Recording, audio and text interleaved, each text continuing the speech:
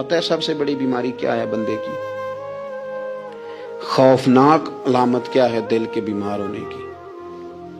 کہ کوئی بندہ بیماری میں ہے اور ادھر ایک بندہ اس کو دیکھ کے خوش ہو رہا ہے. کسی کو زوال آ گیا ہے، کاروبار ڈوب گیا ہے اور یہ دیکھ کے خوش ہو رہا ہے. مر گیا ہے اس کا دل، مردہ ہے، اندر کوئی دل نہیں. اب یعنی ایک بندہ رسوا ہو گیا اور یہ خوش ہو رہا ہے، دیکھا میں نے نہیں کہا تھا. جب کوئی کسی کی رسوائی، کمزوری اور کسی کے زوال پر راضی ہونے لگے تو پھر سمجھ لے کہ اس کا حال اتنا برا ہو گیا ہے کہ اب یہ اخلاقی طور پر مردہ زندگی گزار. ہمارا اب یہ حال ہے کہ ہم لوگوں کے دکھوں پر ہنسنے لگے. ہم کسی کے ہاں کوئی شخص تکلیف میں آتا ہے تو ہم اس کو کہکہوں میں اڑاتے ہیں. یارو زندہ قومیں یہ کام نہیں کرتی، زندہ قومیں یہ کام نہیں کرتی. میرے نبی پاک صلی اللہ علیہ وسلم نے فتح کے موقع پر بھی گردن کو جھکا کے بتایا کہ جب رب عروج دے تو پھر اللہ کی بارگاہ میں جھک جایا کرو. کسی شخص کے پتہ ہے کہ ایک حدیث سنو، یہ مسلم شریف میں موجود ہے. حضور نے فرمایا ایک بندہ گناہ کرتا تھا پھر اس نے توبہ کر لی. اگر کسی نے دوبارہ اسے وہ گناہ یاد کرایا کہ تو یوں ہوتا تھا، اگر کسی نے اسے دوبارہ گناہ یاد کرایا تو یاد کرانے والے کو اللہ سزا کے طور پر مرنے سے پہلے پہلے اس گناہ میں مبتلا کر دے. خفیہ تدبیر آئے گی. اللہ جس کو اللہ نے معاف کر دیا، زمین آسمان بھول گئے، فرشتوں کے دفتر سے اس کا گناہ محو کر دیا گیا، تو نے کیوں یاد رکھا؟ لیکن ہمارے دل اس طرح کے ہیں، خیر کی خبریں نہیں دیتے. ہم خیر کی خبر نہیں دیتے، مثبت بات نہیں کرتے. ہمارے رویے دوسروں کے بارے میں سخت ہیں.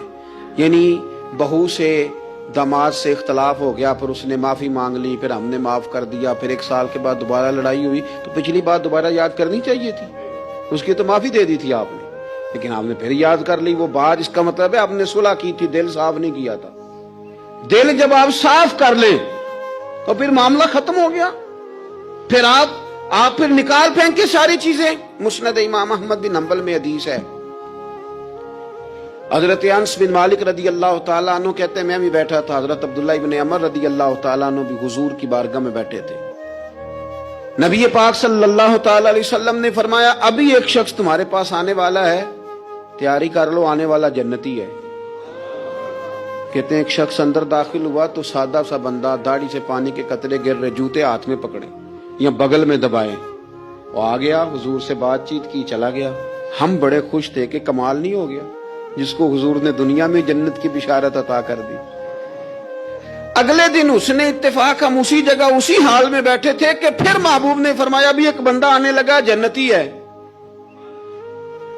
کہتے ہیں وہ بندہ آیا تو دیکھ کے حیران ہو گئے، یہ تو وہی کل والا ہی بندہ ہے.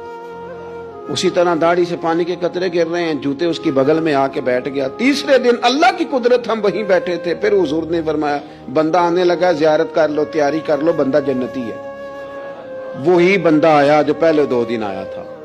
حضرت عبداللہ ابن عمر کہتے ہیں کہ وہ حضور سے کوئی بات چیت کر کے جانے لگا تو میں اس کے پیچھے ہو گیا. میں نے اس کو جا کے سلام کے بعد کہا کہ یار میں تیرا مہمان بننا چاہتا ہوں، 3 راتوں کے لیے رکھ لو گے؟ اب محلہ بھی ایک، شہر بھی ایک. اس نے کہا جی ٹھیک ہے آ جائیں، جو میرے پاس روکھا سوکھا ہوگا پیش کر دوں گا. فرماتے ہیں 3 راتیں 3 دن میں اس کے پاس رہا. میں جاننا چاہتا تھا کہ کون سی ایسی عبادت کرتا ہے جس کی وجہ سے 3 دن حضور نے جنت کی بشارت اس کے لیے دی، اعلان فرمایا. کہتے ہیں میں نے کوئی غیر معمولی چیز نہیں اس کے اندر دیکھی، کوئی انوکھی عبادت نہیں دیکھی. عشاء پڑھتا، فجر تک سویا رہتا، میں تہجد کے وقت اٹھتا، نفل پڑھتا. 3 راتیں یہ ہوتا رہا. ہاں جب وہ کروٹیں بدلتا تو اللہ اکبر کہتا. باقی وہ سویا ہے، فجر میں اٹھا ہے. صدقہ بھی خاص نہیں اس نے دیا، خیرات بھی میں اس سے زیادہ کرتا رہا، مجھے کوئی خاص چیز نظر نہیں آئی. تیسرے دن میں جانے لگا تو میں نے اسے کہا یار سن، مجھے کوئی ضرورت نہیں تھی تیرے گھر میں قیام کرنے کی، میرا گھر قریب ہی ہے. وہ تو کمال یہ ہے کہ نبی کریم علیہ السلام نے اپنی زبان فیض ترجمان سے، یعنی وہ زبان جس کو سب کن کی کنجی کہیں، اس کی نافذ حکومت پہ لاکھوں سلام. حضور نے 3 دن تجھے مسلسل جنتی کہا ہے. میں تو دیکھنے آیا تھا کہ تیرے اندر کوئی عمل ہو تو میں بھی وہ شروع کروں.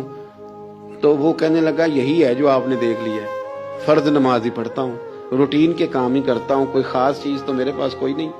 हजरत अब्दुल्ला इब्न अमर फरमाते हैं मैंने तो समझा कि मैं तो इससे ज्यादा खैर के काम करता हूँ।